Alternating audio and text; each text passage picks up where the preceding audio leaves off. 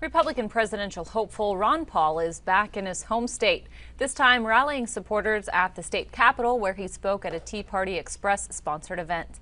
YNN's Sebastian Robertson tells us what the GOP hopeful had to say. Well, Texas Congressman Ron Paul spoke before hundreds at a Tea Party Express rally here at the state capitol. It was a pretty packed crowd as he stayed to his regular speaking points. And really what's bringing all of these supporters together is the idea of personal freedom. And there was really no better example of this than there was a guy who came here to show his support carrying a rifle. He had no attempts to hide it. It had a scope on it. He was carrying it on his shoulder.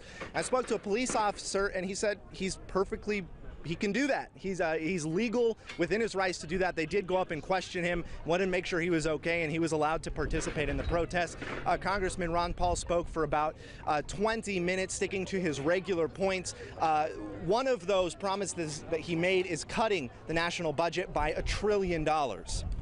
People get worried. Where are you going to cut $1 trillion? Where's the budget? What will happen? I said, well, we're not cutting the spending. We're just deciding the people can spend the $1 trillion, not the bureaucrats and the politicians. And among these promises included ending the TSA. We did hear several chants, several times where the crowd broke out in chants saying, "End the Fed." He also said he would use his power, his executive power as president to get us out of foreign wars. Now, we didn't just hear from Ron Paul. We heard from Rand Paul and U.S. Senate candidate Ted Cruz. At the state capitol, Sebastian Robertson, YNN.